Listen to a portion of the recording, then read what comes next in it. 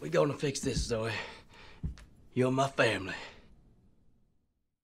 Welcome to the channel, guys. It's AvidExpert, and today I've got another video to showcase to you guys. Now, I previously did an analysis on this character and it did go over all the basics and other things, but I've done a lot of investigative work since then, thought about a lot of things and come to some new conclusions. This is gonna be one of those over the top tinfoil hat videos full of conspiracy theories, jet fuel can't melt steel beams. There's gonna be all sorts of hyperbole to the point it almost comes off as satire. So if you love those kinds of videos, guys, you'll really love this one too. All jokes aside, guys, there's quite a lot of evidence going into this, and I do believe that there were subtle hints made about this character even before the game was released, guys. Yeah, that's right, guys. Before the game was even released, I believe that there was hints and references made to this character, and I've got evidence to provide for that as well.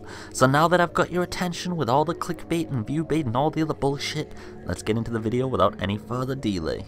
So first off, this character is called Joe, and we established this in my previous video, which gave all the sources, and he's an outdoorsman apparently who lives nearby. Now, it's being written off as if he just had a chance encounter with Zoe, but we all remember that scene and that particular dialogue.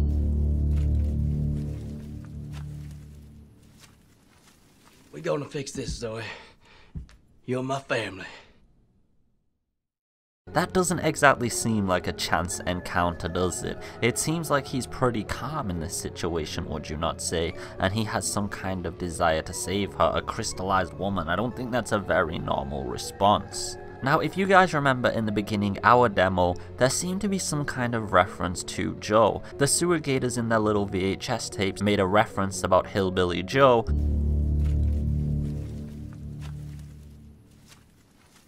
We gonna fix this, Zoe. You're my family.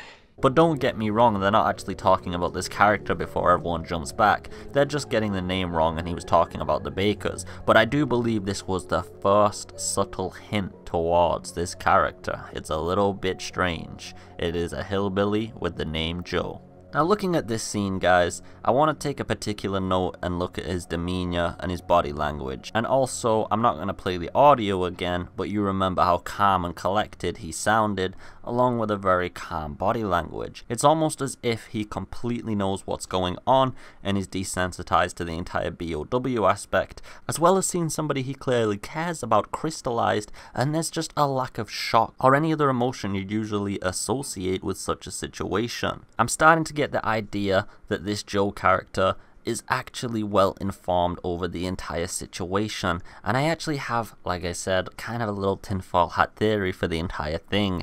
Now, I'm not sure if this is what it's actually going to be, but everything does seem to line up pretty nicely. So I want to say that this Joe character might have been doing a lot of investigative work over the last 3 years. So as you know, he's acquainted with Zoe, but the entire family has been under the influence of Evie for 3 years. If he's living nearby, what are the chances that he wasn't aware of this for a whole 3 years, comes across Zoe, and he just doesn't even have any shock over the incidents that are happening?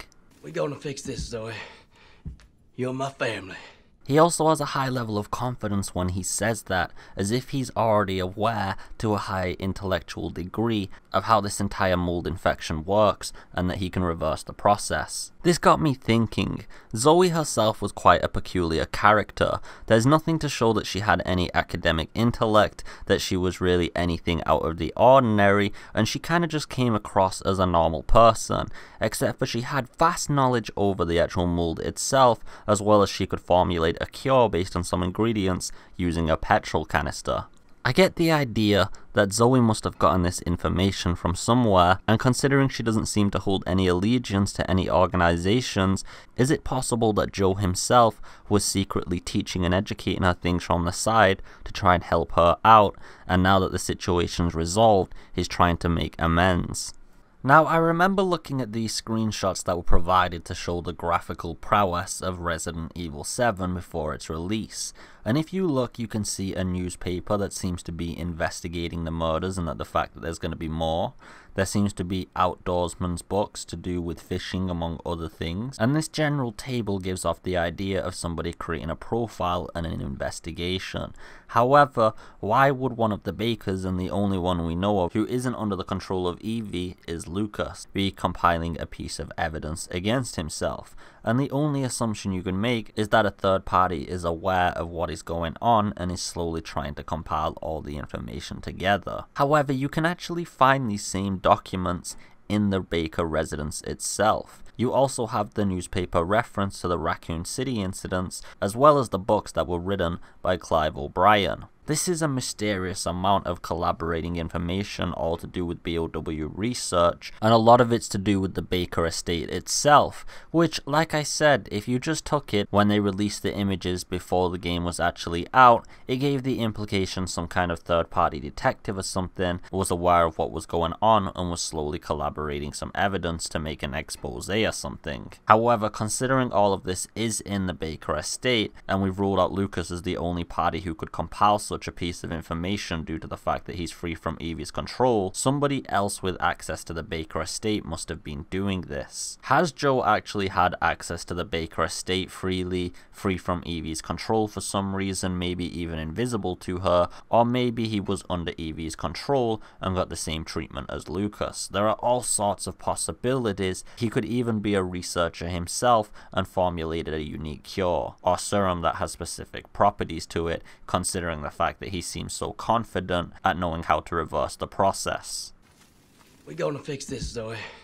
My personal interpretation on this is that considering a lot of information exists around the mold, there's a lot of research as well as the backgrounds behind the organizations and individuals involved. This is on the ship as well as in Lucas's research labs, and there must be more evidence that we'll see in the future DLCs, and obviously things that Joe might have seen that we don't have access to as a player, and he might have gained a vast amount of knowledge because of this. Now Joe, if he is an outdoorsman and these books are related to him, does seem to be an academic that is into reading, so it wouldn't be far-fetched that he's done a lot of reading in these past 3 years, considering he seems very associated with the family and cares for them deeply. This is where I think the knowledge may have come from if this is the case. It is a very far-fetched theory, of course, as I said, but I think this is delving deeper into the truth behind the character Joe himself. Now, whether he's a baker or whether he's somebody else, I've covered a lot of that in my previous video. If you want to go check that out, there's a lot of information in there that I haven't revealed here. Considering that he's an outdoorsman and does live in the local bayou environment, what are the chances that he didn't stumble across the ship, that he hasn't been to the baker's residence or noticed anything's up in the last 3 years, and that he's just come across Zoe and apparently knows how to cure everything based on absolutely nothing? There's something more elaborate to this character and the entire incident overall. At this point, I'm unsure if the bakers themselves were even targeted specifically. As I said, the organization who apparently were trying to avoid Evie being stolen decided to let her stay there for 3 whole years, unguarded with no babysitter, and Mia out of the equation, with Lucas a sociopathic psycho in control of everything. This doesn't really add up, and maybe Joe was even there as a control agent who was there to make sure Lucas didn't screw up.